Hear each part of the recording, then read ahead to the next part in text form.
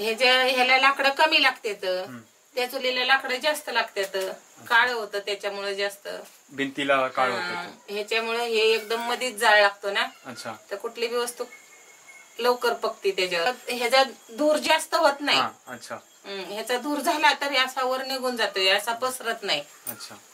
ते जे धूर होता ते असा पसरला जातो.